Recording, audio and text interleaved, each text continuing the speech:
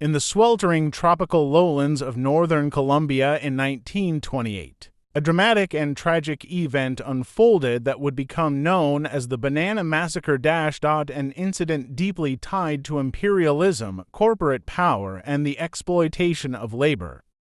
At the heart of it all was the humble banana, a fruit that had become a global commodity and a symbol of both modern consumption and brutal capitalist expansion. The United Fruit Company, an American corporation later known as Chiquita, had enormous control over banana production in Latin America, owning vast plantations, railroads, and ports in Colombia.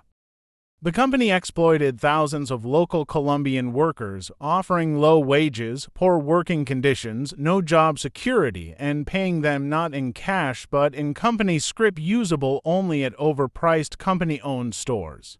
In October 1928, these workers, over 30,000 strong, organized a strike in the Magdalena department, demanding basic labor rights, proper medical care, elimination of company stores, payment in real money, 6-day work weeks, and written contracts. The strike was peaceful but firm, and as weeks passed with no resolution, the United Fruit Company appealed to the Colombian government, framing the strike as a threat of communist insurrection. Heavily pressured by U.S. officials and fearing a disruption of trade or potential military intervention, the Colombian government responded with military force. On December 6, 1928, in the town of Chinaga, the army opened fire on a crowd of unarmed workers and their families who had gathered at a train station, killing an unknown number. Estimates range from a few dozen to over 1,000. The exact death toll was deliberately obscured by the government, but eyewitnesses described a scene of bloodshed and chaos, with corpses loaded onto trains and dumped into the sea. The massacre sent shockwaves across Latin America and became a rallying cry against imperialism and corporate exploitation.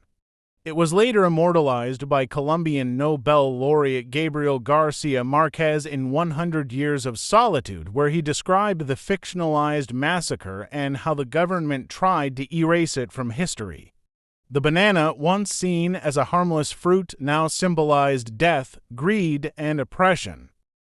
The event exposed the enormous power of foreign corporations in Latin America and highlighted how governments were willing to kill their own citizens to protect international business interests. Though United Fruit was never held accountable and the strike failed to produce immediate changes, the massacre planted seeds of resistance that would influence labor movements and anti-imperialist struggles for decades. This is not just the story of a fruit, but of how the simple banana became a trigger for one of the darkest moments in labor history, a moment when workers' blood was spilled not for gold or oil, but for a fruit that had become too valuable to share.